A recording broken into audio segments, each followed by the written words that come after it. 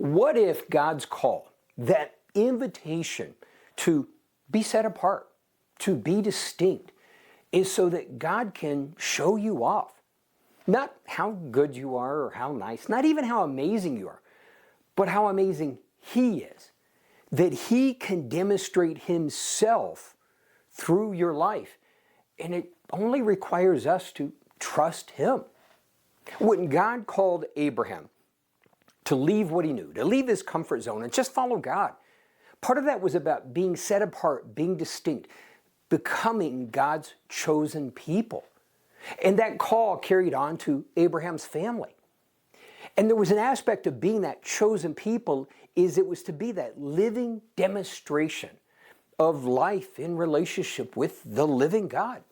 And there were times they did it well.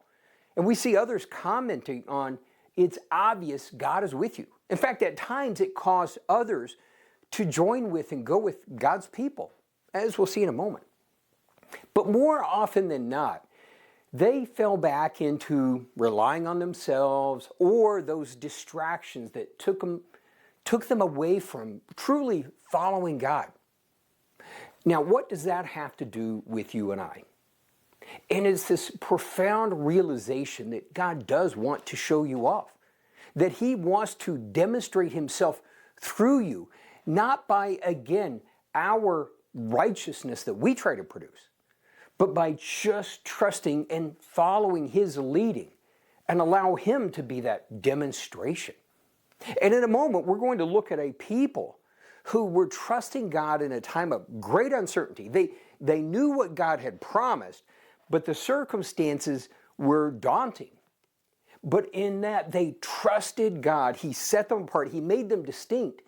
And in the process, gave them this amazing influence.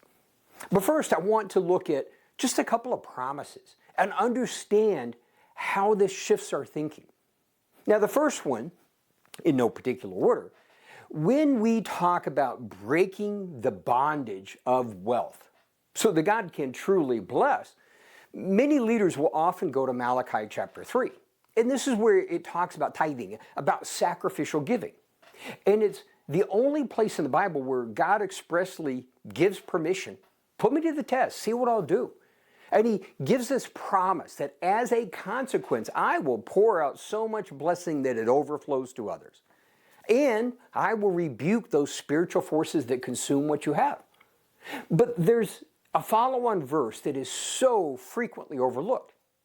See, verse 12 goes on and says that, and then all the nations will call you blessed. And the point of that was that it was to be a positive challenge to the rest of the world. That they would recognize that it was God blessing, and they would be positively challenged in the process. Similarly, Deuteronomy 28. Now, it starts with the challenge to trust God and follow His direction. And then it lists this profound list of blessings that will overtake you. You don't have to grasp them. They will overtake you. You'll be blessed coming in, blessed going out, and so on. And then this list culminates with this promise. And it says, then all the nations will know that you are called by the name of the Lord. Again, the same idea is it's a positive challenge. It's not you, but it's that obvious God at work through your life. And in the process, they will be positively challenged to trust God themselves, which leads us to that people of distinction. God is getting the people ready to move out of Egypt, out of their bondage, into this new life in the Promised Land. Now, the process, though, did not look like any of us would have expected. He did it with great demonstrations of His power, miracles, but it was a bit scary. But then there comes a moment when God says, I am making a distinction between my people and everyone else. And that distinction literally means set apart with intention. In other words, it was obvious that they were set apart in that demonstration of God at work. Now, in the process, they will eventually leave Egypt, and they'll go out with great blessing. But there is another aspect.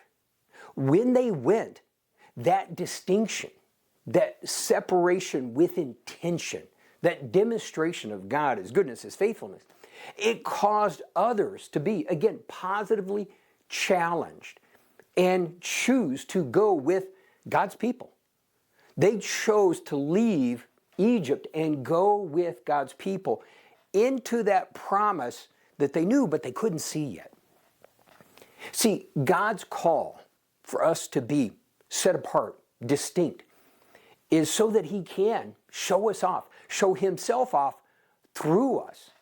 And it's not about understanding the process, not about understanding what it's going to look like, how it works, but rather just trusting, accepting it, recognizing even in those seasons when you're not sure how this is working, is falling back on that faith, that choosing to believe, trusting that God is demonstrating Himself through you, even when you don't realize it.